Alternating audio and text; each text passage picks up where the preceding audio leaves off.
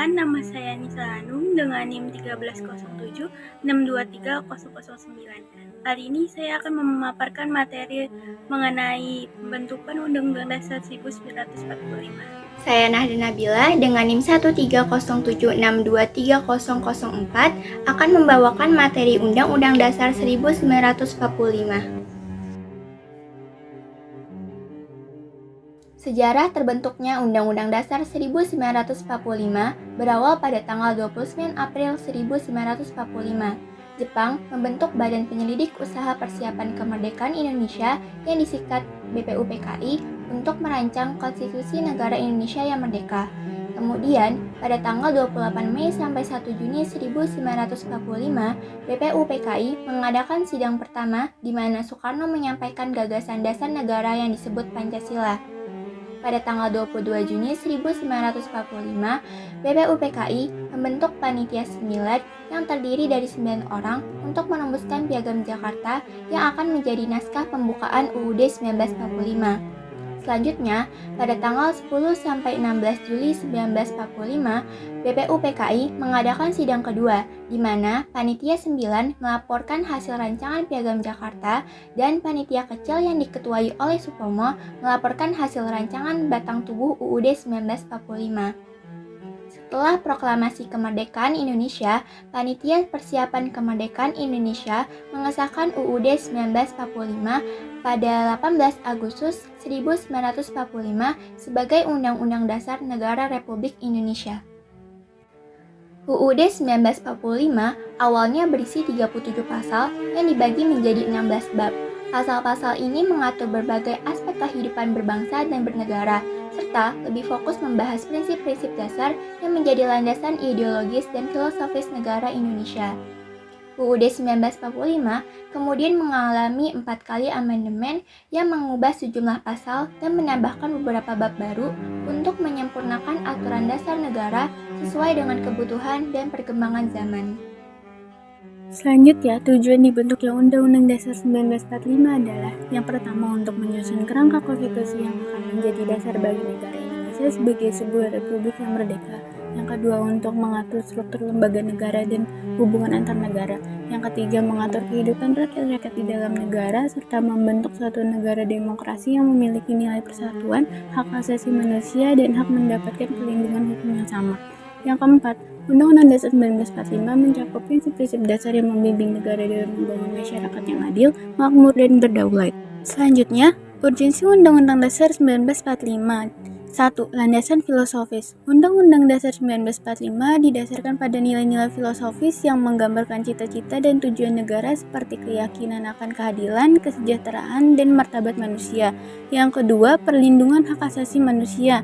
Undang-Undang Dasar 1945 memberikan jaminan dan perlindungan terhadap hak-hak asasi manusia seperti kebebasan berpendapat, hak atas pendidikan, dan hak untuk hidup. Yang ketiga, kontrol pemerintahan. UUD 1945 menetapkan prinsip pembatasan kekuasaan pemerintahan. Ini memastikan bahwa pemerintah berjalan sesuai dengan hukum dan norma yang berlaku. UUD 1945 juga mengatur mekanisme pengawasan kekuasaan antar lembaga negara. Assalamualaikum warahmatullahi wabarakatuh.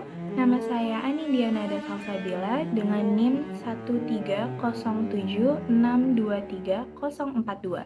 Di sini saya akan menjelaskan sedikit tentang Republik Indonesia Serikat atau disingkat juga dengan RIS. Republik Indonesia Serikat atau yang disingkat dengan RIS merupakan bentuk pengakuan Belanda atas kemerdekaan dan kedaulatan Indonesia, bukan penyerahan kemerdekaan dan kedaulatan Indonesia. Sebelumnya pada tanggal 17 Agustus 1945, Soekarno dan Muhammad Hatta telah menyatakan kemerdekaan Indonesia. Namun, Belanda tidak mengakui kemerdekaan tersebut dan mencoba menguasai kembali wilayah Indonesia. Setelah perundingan yang panjang melalui KMB atau Konferensi Meja Bundar pada tanggal 2 November 1949 di Den Haag, Belanda, menghasilkan kesepakatan pembentukan RIS atau Republik Indonesia Serikat sebagai solusi politik. RIS terbentuk pada tanggal 27 Desember 1949 dengan presidennya adalah Insinyur Soekarno dan Perdana Menterinya adalah Dr. Andes Muhammad Hatta. RIS ini membagi Indonesia menjadi 7 negara bagian dan 9 daerah otonom. Namun pada tanggal 17 Agustus 1950, Konstitusi Indonesia berubah dari yang sebelumnya adalah RIS atau Republik Indonesia Serikat menjadi UUDS 1945 dikarenakan hasil KMB yang sangat menyimpang dan munculnya berbagai tuntutan untuk kembali ke dalam bentuk NKRI dengan didukung penggabungan diri negara-negara bagian dengan negara bagian Republik Indonesia. Saya Fadia Safira Faudina dengan NIM 13076230003 akan memaparkan materi tentang perubahan Konstitusi Negara Indonesia bagian Undang-Undang Dasar sementara 1950. Perubahan Konstitusi Negara Republik Indonesia pada masa Undang-Undang Dasar sementara 1950. Undang-Undang Dasar sementara 1950 berlaku pada tanggal 17 Agustus 1950 sampai 5 Juli 1959. Urgensinya, pada saat Indonesia masih menjadi Republik Indonesia Serikat, terjadi demo besar-besaran dari rakyat yang menuntut kembalinya Indonesia menjadi NKRI, sehingga RIS dibubarkan dan menjadi Republik Indonesia serta diberlakukannya Undang-Undang Dasar sementara 1950. Konstitusi ini dinamakan sementara karena hanya bersifat sementara, sampai terpilihnya Dewan Konstituante hasil pemilu. Tertuang pada Undang-Undang Nomor 7 Tahun 1950 tentang perubahan Konstitusi sementara Republik Indonesia Serikat menjadi Undang-Undang Dasar Sementara Republik Indonesia.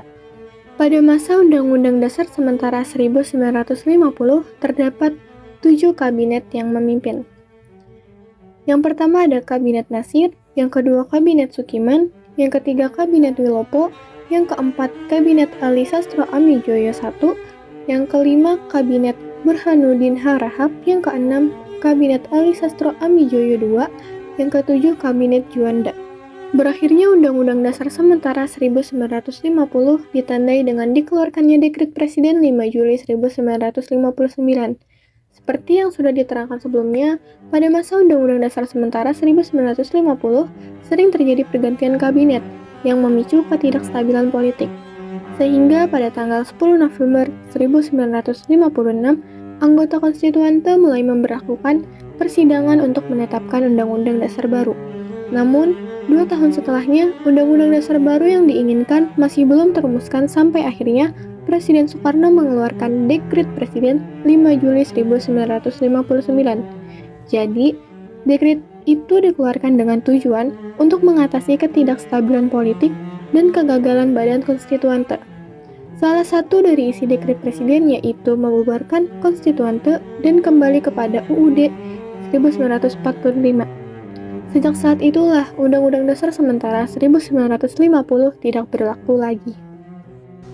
Perkenalkan, nama saya Putra Oktavianti dengan NIM 130762313.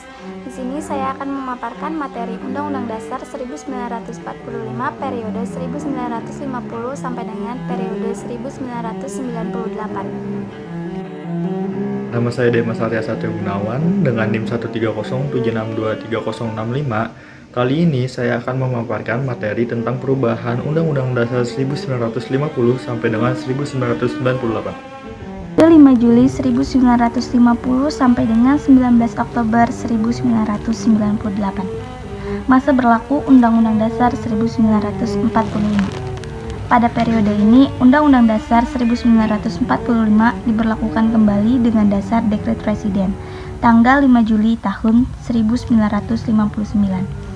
Berdasarkan ketentuan ketatanegaraan, Dekret Presiden diperbolehkan karena negara dalam keadaan bahaya. Oleh karena itu, Presiden atau Panglima tertinggi Angkatan Perang perlu mengambil tindakan untuk menyelamatkan bangsa dan negara yang diproklamasikan 17 Agustus 1945. Berlakunya kembali Undang-Undang Dasar 1945 berarti merubah sistem ketatanegaraan. Presiden yang sebelumnya hanya sebagai kepala negara, selanjutnya juga berfungsi sebagai kepala pemerintahan, dibantu menteri-menteri kabinet yang bertanggung jawab kepada presiden.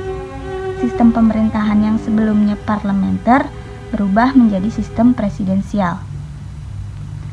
Dalam praktek, ternyata Undang-Undang Dasar 1945 tidak diberlakukan sepenuhnya hingga tahun 1966.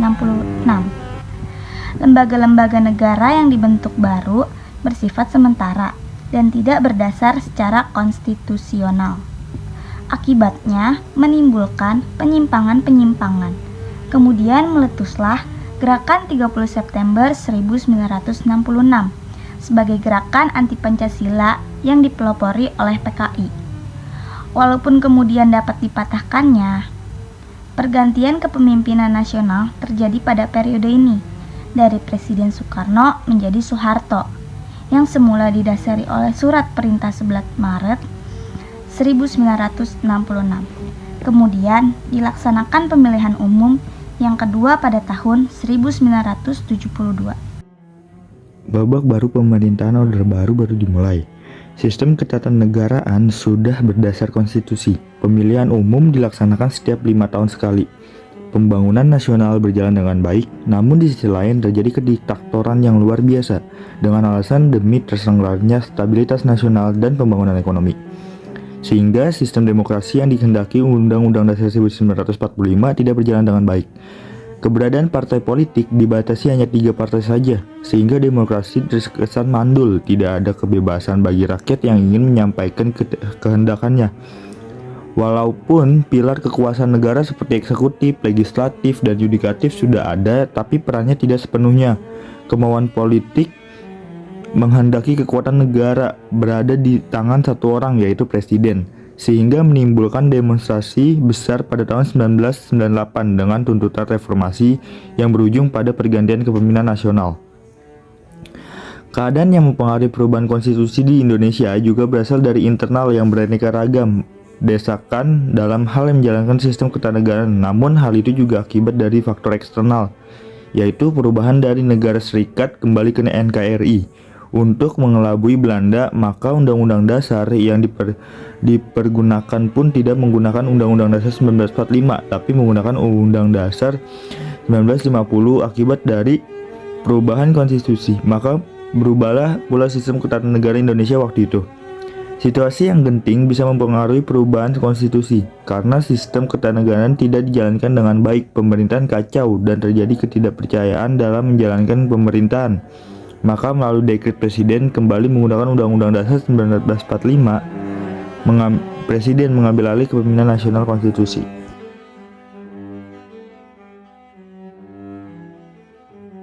Perkenalkan, nama saya Rama Fadrianti dengan NIM 13062230006. Pada kesempatan kali ini, saya akan memberikan kesimpulan hasil diskusi kami tentang perubahan konstitusi negara Indonesia beserta urgensinya pada setiap perubahannya.